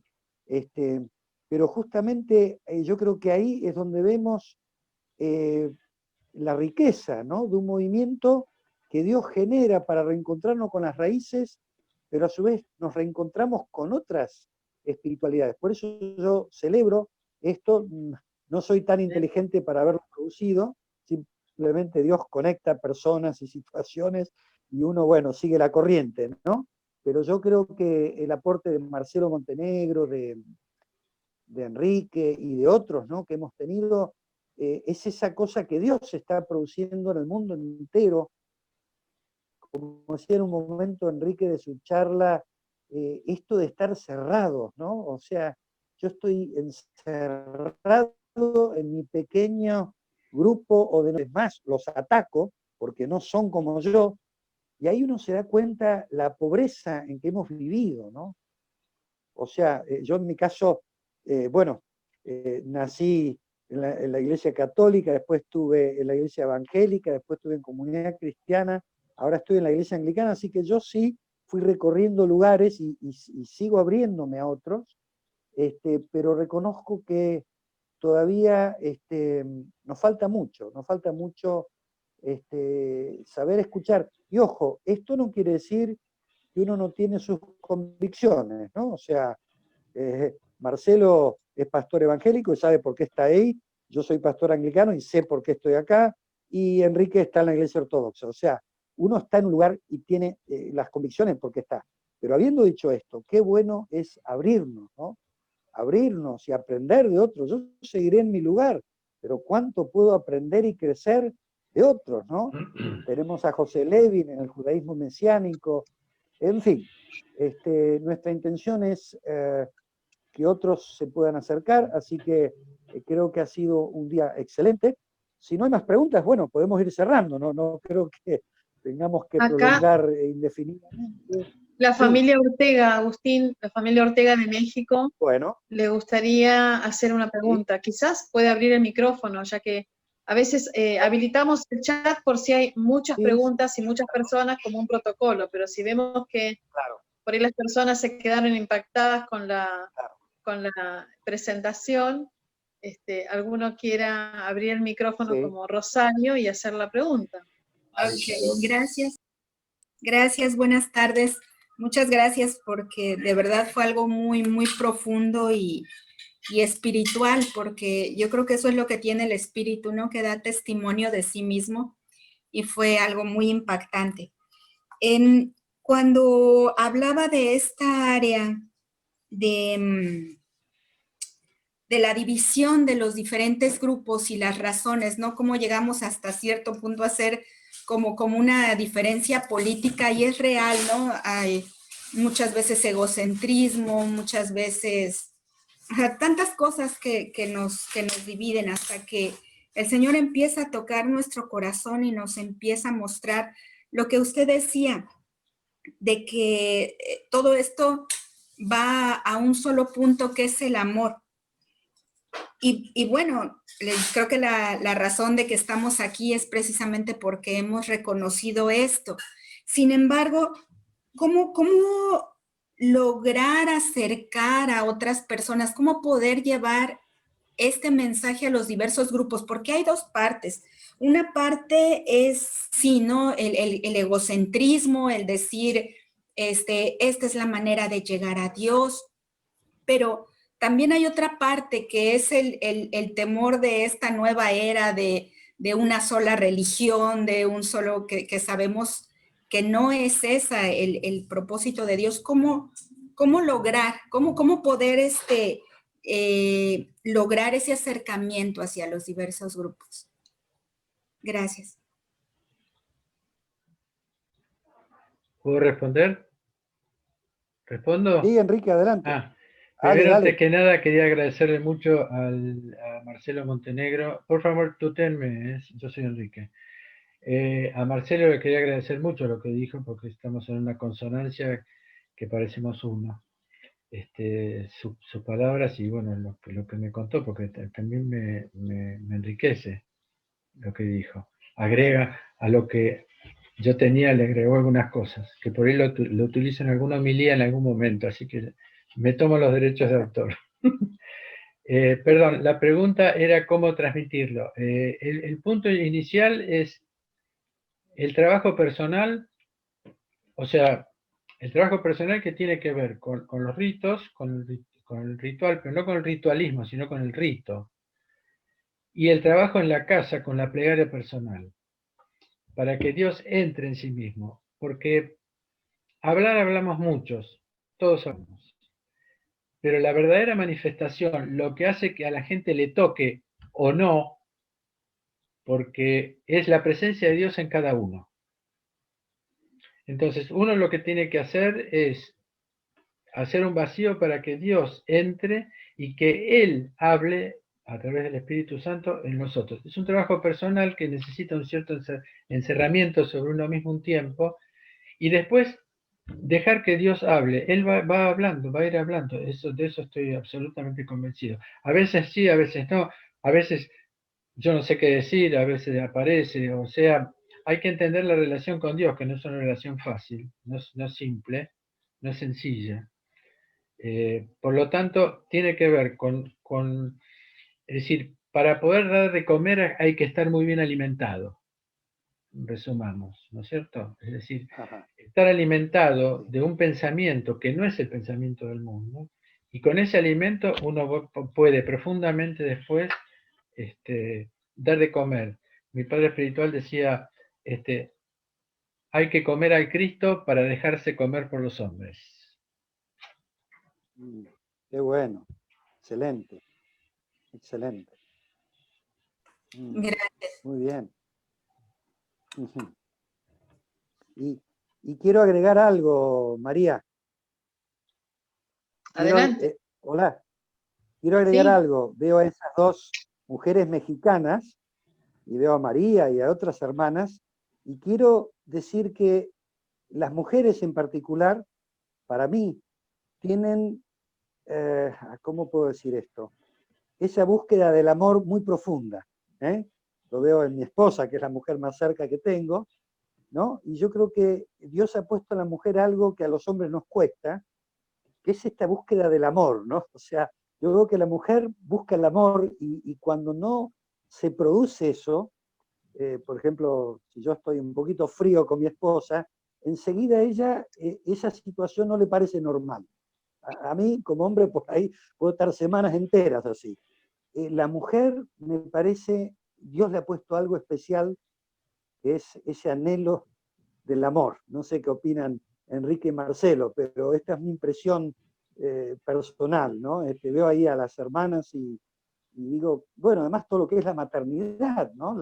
El tener un bebé, ¿no? Todo eso, yo creo que las mujeres tienen una capacidad, y ojo, no estoy con el feminismo y toda esa historia, no tengo nada que ver con eso, pero quiero aportar esa visión desde lo femenino, que me parece que está en la divinidad también, ¿no? No sé, Marcelo y Enrique, ¿qué piensan de esto? O las hermanas, ¿qué piensan de esto? A mí me gustaría decir algo, si se puede, María. Sí, por favor, adelante, pastor. Yo estoy de acuerdo con lo que está diciendo el pastor Agustín. Yo también lo he observado mucho, esta profunda espiritualidad de las hermanas, de las mujeres en general, y veo esto en las escrituras, ¿no? Lo que no veo en las escrituras, y que sí lo veo ahora, es la falta de espiritualidad en los hombres. Yo veo en las escrituras que Dios siempre escogía hombres. Entonces yo no creo que el hombre tenga una menor capacidad. Yo creo que nuestra época ha producido esos hombres. Y gracias a que esos hombres no logran la espiritualidad que lograron los hombres de la Biblia, es que las mujeres sufren tanto y tienen que ocupar lugares que no tendrían que ocupar. Entonces yo no creo que es algo intrínseco a nuestra naturaleza como hombres, sino que, como bien decía el padre Enrique, el enemigo ha sembrado cosas, mentiras, ha sembrado filosofías, pensamientos, y esto es muy profundo para analizar, y no lo vamos a hacer ahora, pero fíjense, por ejemplo, que antes la mayoría de los docentes eran hombres. La mayoría del magisterio estaba asociado al varón. Y esto tiene una razón de ser. Y esto era muy beneficioso. Y los maestros siempre fueron hombres, ya desde los filósofos, Jesús, los profetas, eran varones enseñando a varones. Y el hombre aprendía la masculinidad y el ser varón con otros varones. Hoy, sin embargo, en gran parte del mundo la educación está en manos de mujeres. Y esto no es malo, esto es una bendición, pero ¿qué pasa? Los chicos se pierden de un aspecto, que no tener un modelo de masculinidad. Entonces que él dice, no, la espiritual, la profunda, la intelectual es una mujer. Si yo soy varón, ese no es mi lugar. Entonces vamos haciendo todo un... En mi congregación particularmente, y disculpen que hable de mí, porque, como diría Unamuno, hablo de mí porque es el hombre al que más conozco nada más. Entonces, a mí siempre me preocupó mucho esto, y como soy desde muy jovencito, soy pastor, me preocupaba recorriendo los lugares el alto grado de mujeres y pocos varones. Y no me coincidía con la Biblia. No me coincidía. Entonces yo decía, ¿qué está pasando? Y muchos años, entre los 20 años y los 35 años, que yo estaba en mi etapa de búsqueda, de irme al desierto, como dice Enrique, de vivir en el desierto, de buscar mentores, de buscar sabios, de preguntar. Yo preguntaba esto, ¿por qué? ¿Por qué? Y me di cuenta que el Evangelio se volvió, por ejemplo, yo hablo del Evangelio, ¿no? No voy a hablar de otra confesión donde yo no estoy, pero sí en las iglesias evangélicas, por ejemplo. El Evangelio se volvió muy espiritual en el sentido malo del término, en el sentido como que fuera un extremo, como decía hoy Enrique, todo es espiritual. Y también se volvió muy emocional. Entonces crea un marco muy interesante para las mujeres, pero no para los hombres. Yo entraba a una iglesia evangélica promedio y todo lo que se hablaba era espiritual. Y los hombres no somos así. Los hombres tenemos una cosa espiritual, pero también nos interesan cosas muy prácticas, muy concretas. Porque nosotros se espera que salgamos a la vida, que tengamos un trabajo, que ganemos dinero, que sostengamos una familia. Nosotros necesitamos ser prácticos. ¿Y qué pasa en el judaísmo de Jesús? ¿Qué Jesús aprendió de su papá? José le enseñó evidentemente 3 cosas. Le enseñó la Torá, porque Jesús conocía el Deuteronomio a la perfección, porque su papá se lo enseñó, como todo judío a un niño hebreo en esa época. Jesús sabría nadar, porque el Talmud obliga al papá judío a enseñar a nadar. Todos nosotros, nuestros papás nos enseñan a nadar. Y el oficio de carpintero. Entonces no era solo espiritualidad, había una cuestión concreta, práctica. Y eso se ha perdido. Uno entra a la iglesia y yo escuchaba todos mensajes que estaban orientados a espiritualizar todo. Entonces, cuando hice una recopilación, hice un trabajo, como decía hoy Enrique, conmigo, de comer, de cambiar mi cabeza, de preguntarme y entrar en profundas crisis conmigo mismo, y repensé todo e hice un trabajo distinto. Hoy en mi congregación hay más hombres que mujeres. Pero es un caso, un fenómeno. Cualquier pastor que viene de cualquier lugar del mundo queda fascinado y me dice, pastor, quiero esto en mi iglesia, cómo lo hacemos en Francia, cómo lo hacemos en Estados Unidos, cómo lo hacemos en Jerusalén. Y mi congregación no es grande, somos poquitos, somos 150 personas. Pero se llama la atención la cantidad de hombres y el involucramiento de los varones. Y cuando los hombres se involucran y ocupan su lugar, es impresionante cómo se empieza a sanar la iglesia. Es impresionante. Cuando el hombre como cabeza empieza a ocupar su lugar en la casa, en el ministerio, todo se empieza a ordenar. Y también contestando a la pregunta de María, ¿no? O de la hermana de México, perdón. La hermana, no sé cómo se llama, la hermana de México. El tema de la... No, yo me di cuenta que si bien tengo un llamado a la enseñanza y todo, eso no es lo más importante. Yo me di cuenta que los cambios reales se producen cuando yo puedo cambiar. O sea, cuando yo logro una victoria en un área, ya sea de mi alma, de mis pasiones, de mi ego, yo logro una victoria real en mi vida, eso baja al resto de la congregación, sin que yo tenga que hacer mucho. O sea, no es tanto una influencia por información, aunque todo tiene un lugar, ¿no? Pero yo creo que la única influencia verdadera es la del ejemplo. Es lo que transforma. O sea, la gente se da cuenta cuando algo te pasó, cuando algo cambió en vos. La gente te nota distinto. La gente dice, pastor, usted creció en paz. Pastor, usted creció en espiritualidad. Pastor, usted creció... Es como que ellos ven algo que uno no ve. Solamente uno sabe las batallas que batalló, solamente uno sabe las tormentas que pasó, solamente uno sabe las oscuridades que tuvo que atravesar para llegar a ese punto. Y realmente, hoy día, mi conexión con la congregación, tengo 49 años, o sea que hace prácticamente 29 años que estoy trabajando con congregaciones.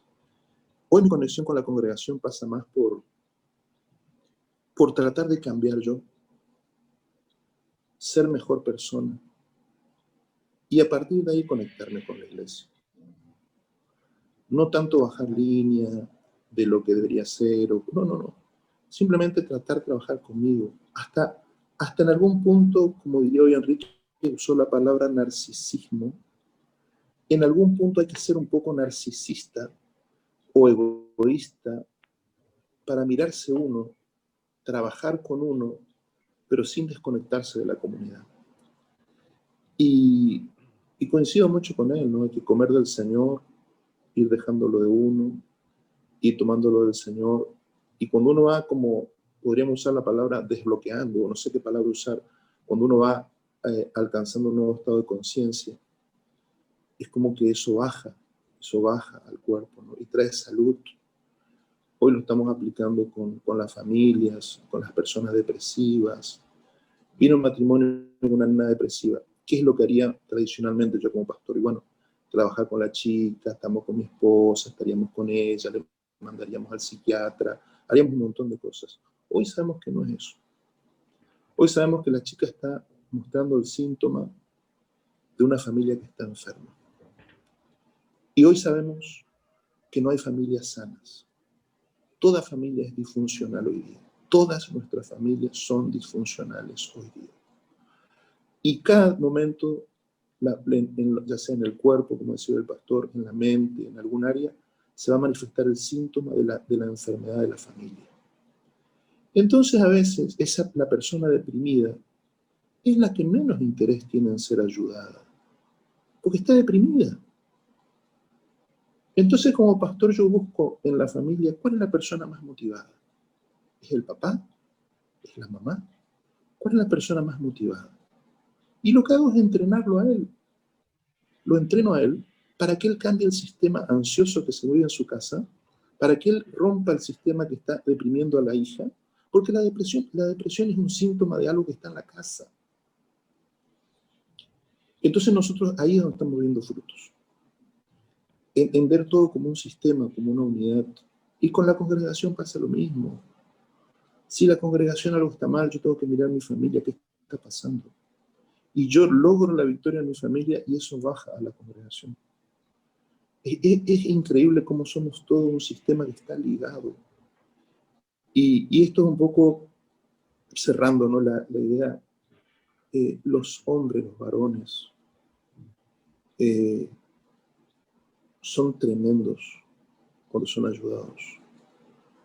Son tremendos. Por eso la Biblia está llena de varones que Dios escogió. Pero también, como pastores, tenemos que replantearnos, ¿no? Porque no puede ser, o sea, nosotros, yo veía hombres que yo no podía atraerlos a la iglesia directamente. Venía la esposa, los niños, todo, pero el hombre no. Entonces un día el Señor me puso en mi corazón crear, por ejemplo, una escuela de negocios en la iglesia. ¿Qué es una escuela de negocios? Es un lugar donde diferentes hermanos, cristianos, pastores o no, venían a enseñar sobre el trabajo.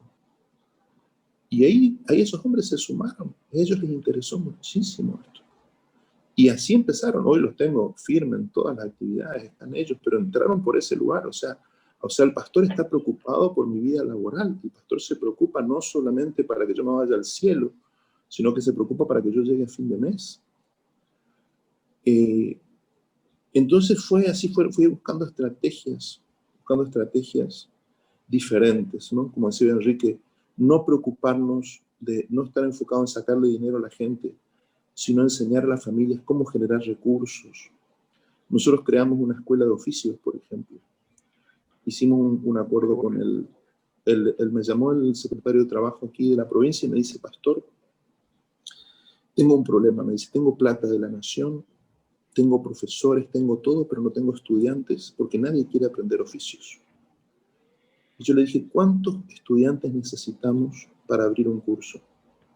Dice, necesito 20 estudiantes y abrimos un curso de lo que usted quiera. Empezamos el primer curso con 70 y cuando el gobernador de la provincia se enteró, llamó por teléfono y dice, este ya era el gobernador, ya me dice, díganle al pastor Marcelo que yo doy beca hasta 300 que quieran hacer cursos. Ese próximo curso hubo 800 inscriptos. Y el tercer curso, hubo 1.500 inscriptos. Imagínense una congregación como la nuestra, con una capacidad para 150 personas, con 1.500 personas haciendo cola para anotarse en el curso. Era toda la cuadra, daba vuelta a la esquina. Qué bueno. Y usted dice, pero ¿cuál fue el tema? Nos preocupamos por algo concreto, que era la cantidad de gente que no tiene un oficio, que no pudo ir a la facultad y no tenía un oficio. Y Jesús fue carpintero. Jesús era carpintero y hasta el momento que estuvo en el ministerio trabajó en la carpintería. Y bueno, entonces estas cosas prácticas fueron las que hicieron que el ministerio tome ese perfil. Yo hoy estoy trabajando por el Zoom con hombres y tengo reuniones de hombres. Ahora tuvimos una reunión la semana pasada y ahora tengo otra que es al tope porque Zoom me da 100 lugares nomás, entonces hasta 100 inscribo y después ya empiezo otro grupo. Y hablamos de esto, ¿no? Y son hombres de todos los lugares, hombres de diferentes países, hay profesionales, hay pastores, hay hombres de negocios, hay políticos, y se crean unos debates impresionantes porque se creó este espacio, ¿no? Donde podemos los hombres hablar de nuestra espiritualidad, pero sin dejar de ser varones, ¿sí? Sin dejar de hablar de que somos hombres con un género específico. Así que realmente yo disfruto mucho de este tipo de actividad y le agradezco a ustedes por darme la posibilidad, porque yo estoy creciendo muchísimo y con la charla de hoy ya me voy enriquecido con lo que ha compartido Enrique y con lo que ustedes están compartiendo. Yo me voy con unas ganas de seguir estudiando y aprendiendo mucho más, porque me doy cuenta de lo ignorante que soy y cuánto me falta, y eso no hay nada más lindo que vivir sabiendo lo ignorante que uno es, ¿no es cierto? Y cuánto hay todavía para descubrir. Así que muchísimas gracias, le agradezco mucho, Pastor Agustín, le agradezco de corazón a María por haberme invitado, gracias a cada uno por permitir que esto exista, ¿no es cierto? Muchas gracias. Amén, amén. Amén. Muy bien. Bueno, No sé si querés aportar, ya estamos cerrando, Enrique, si querés decir algo más o... No estoy muy de acuerdo con lo que dice el padre Marcelo Montenegro. Ajá, está bien. Hay dos cosas, no quiero establecer... primero, en este momento están las cosas confundidas, o sea, el movimiento feminista hizo de las mujeres hombres y el otro movimiento hizo de los hombres mujeres, que ninguna es realidad. En la Biblia se puede mostrar perfectamente la tremenda importancia de la mujer. Para empezar, digo un ejemplo nada más. María Magdalena es la apóstol de los apóstoles de la resurrección. Es la primera que lo ve al Cristo resucitado y es la primera que le dice a los apóstoles que Cristo resucitó y los apóstoles no le creen. Y podría decir un montón de cosas que tiene que ver, que no, son roles distintos que tienen el hombre y la mujer.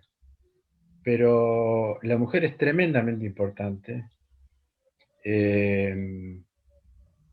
La mujer está, me parece, en las dos puntas, ¿no? Está en los detalles, y eso yo lo veo en la iglesia de mi casa. Yo no veo cuando está sucio, por ejemplo.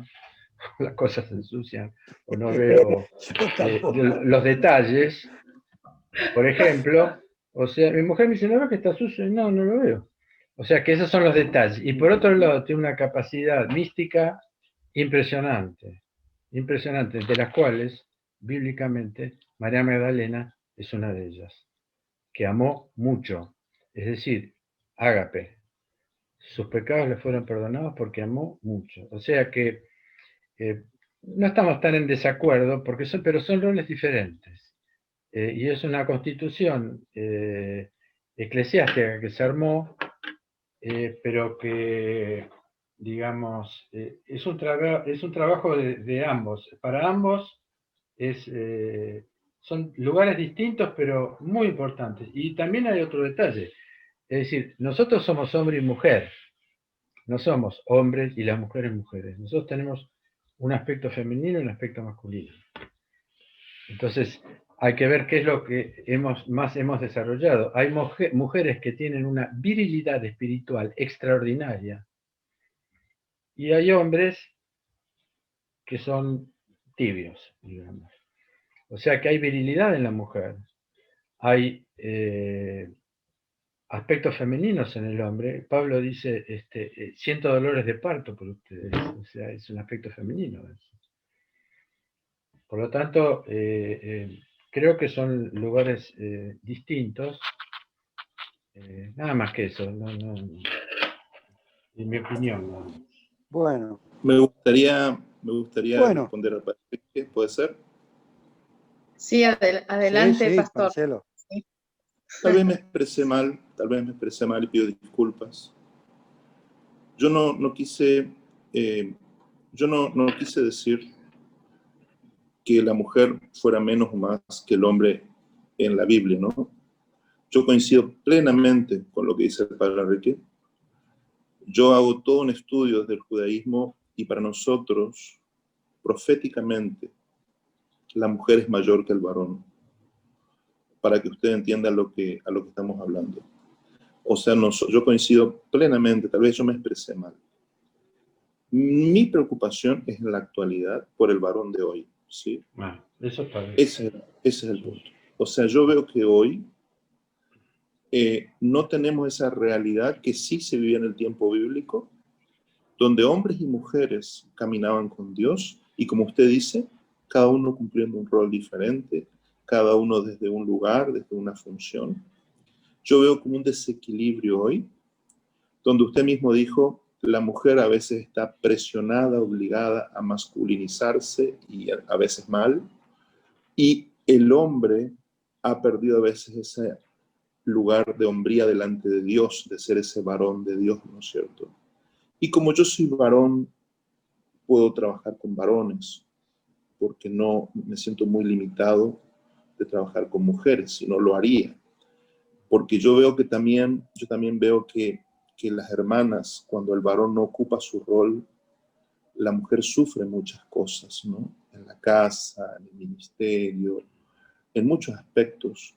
Pero vuelvo a repetir, yo coincido plenamente con usted y me he dedicado a estudiar la vida de las mujeres en la escritura y veo, ¿no? A veces este camino de un perfil más bajo, pero sin embargo de mucho mayor profundidad de la mujer en su conexión con Dios y en su lugar. Entonces, a mí lo que yo planteo es mi preocupación por el hombre de hoy, el hombre del siglo XXI en Occidente, que de repente a veces no encuentra su lugar para la espiritualidad, para manifestar, y estoy trabajando en eso, ¿no? Quería aclararlo. Pero coincido plenamente con usted, Padre Enrique, coincido. Gracias. Yo pude haber entendido mal, ¿eh? Perdón también, porque pude haber entendido. No hay problema, no hay problema, querido. Por favor, lo bueno es que quedamos todos amigos. Estamos en un ministerio de reconciliación, así que si hay alguna especie de tensión, rápidamente lo resolvemos. No, claro, pero es complementario, ¿no? Es complementario. Sí. Bueno, creo que podemos ir redondeando este encuentro, porque no va a ser el último, y queremos seguir contando con Marcelo y con Enrique en nuestros encuentros. Son dos de nuestros oradores para nuestras charlas, así que ya los dos los comprometo a otras futuras charlas, y realmente creo que ha sido excelente hoy. Nos vamos, como digo, hay que volver a escuchar lo que habló Enrique cuando esté en YouTube, lo voy a volver a escuchar porque con una primera escucha creo que no nos alcanza para detenernos, ¿no? En muchas cosas que él dijo. Así que, bueno, dentro de 15 días vamos a tener otra conferencia, otra charla, ya les diremos cuándo y quién, pero bueno, es cada 15 días, así que, y acuérdense de invitar gente amiga, que puede estar interesado en esto. La idea es ir cada vez agregando más personas a este diálogo, a este encuentro, y como saben, bueno, TJC2 se orienta especialmente a la relación de judíos y cristianos, pero también tocamos otros temas que todo está conectado, ¿no? Con nuestras raíces espirituales. Así que bueno, sin más, vamos a ir cerrando, si les parece bien. No sé, María, si querés, Sí. antes que yo cierre con una oración, ¿querés decir algo, agregar algo? Bueno. Decí nomás, y yo después cierro con oración. Sí. Dale, brevemente queremos darle gracias al pastor Enrique, que quiere decir algo más. Sí, una pequeña cosa, Sí. agradecerles a todos la atención que han tenido, porque la atención es el vaciamiento de cada uno de ustedes para poder escuchar. Por eso les agradezco mucho la atención. Atención, excelente. Muchas gracias. Excelente. Bueno, aprovechamos ese agradecimiento del pastor Enrique para todos los que hoy han participado. Gracias, vuelvo a decir que hemos tenido Bolivia, Perú, México, Uruguay y de Argentina, Córdoba, Mendoza, Buenos Aires y Corrientes, y que cada uno que visita este Zoom es parte de nuestras oraciones, porque nosotros oramos, Señor, trae los que hoy tienen que escuchar, además de nosotros, este sentir, esta perspectiva, esto que ha puesto en cada orador el mismo Señor, ¿no? Para compartir. Es como un poco desplegar la belleza de la expresión de fe, las diferentes expresiones de fe en un mismo Dios, una misma Trinidad, un mismo Espíritu, un mismo bautismo. Así que los invitamos para dentro de 15 días a la próxima charla, la charla número 12, ¿qué número profético es el número 12? El número 11 también, el número 12 especialmente, en lo que significa la fe judeo-cristiana, y para los que, como hoy hacemos una excepción, y que el Señor nos guíe en esto también. Yo ¿puedo expresar mi sentir, Pastor Agustín?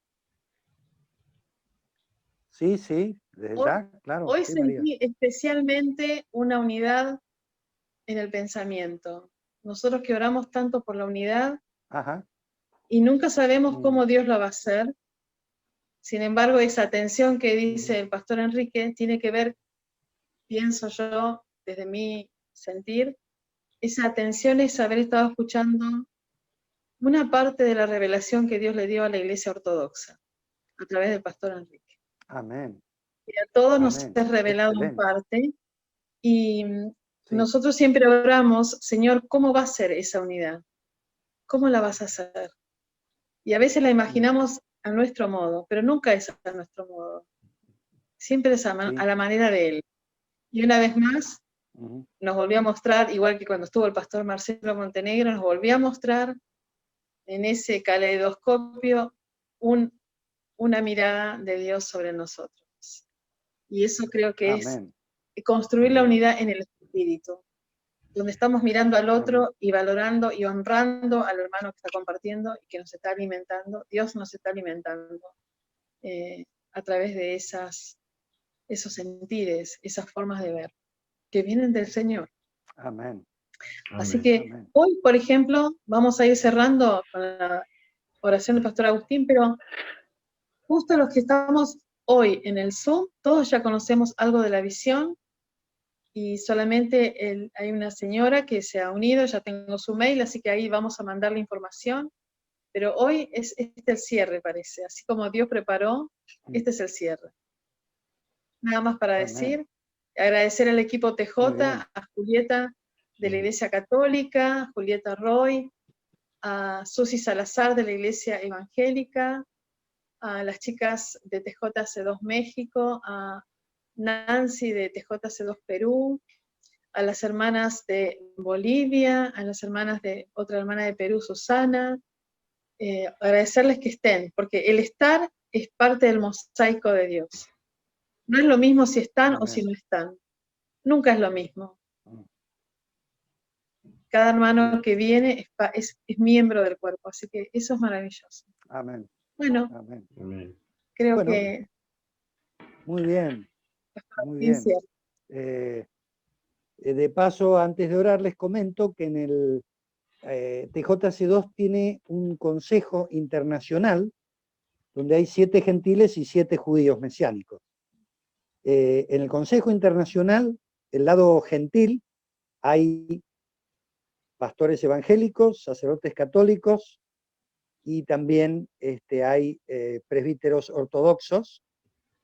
O sea que en TJ Internacional está, creo, representado las grandes anglicanos también. O sea que la mayoría del cristianismo en su diversidad está representado en este Consejo Internacional que se reúne una vez al año en Jerusalén, no sin dificultades.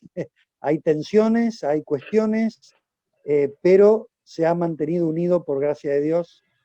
Tuvimos la semana pasada el encuentro internacional y bueno, es algo que Dios está haciendo y nosotros en este pedacito del mundo tratamos de reproducirlo y bueno, ya tendremos la visita de algunos de esos representantes el año que viene. Bien, voy a orar y entonces damos ya el cierre de nuestro encuentro número 12, mirando hacia el 15 días nuestro próximo encuentro. Señor, te damos gracias, Señor, por este maravilloso encuentro tan rico, tan sabroso, Señor, tan profundo, de cosas que no solemos pensar, ni hablar, ni escuchar, pero que son tan necesarias. Gracias porque tú creaste estas charlas cada 15 días, nos vas sorprendiendo, enriqueciendo. Te pedimos que agregues personas que puedan aprovechar, también por YouTube, que puedan escuchar estas charlas, Señor, que tú hagas que esto se difunda y que realmente vaya creciendo esta visión en esta parte del mundo, en Sudamérica.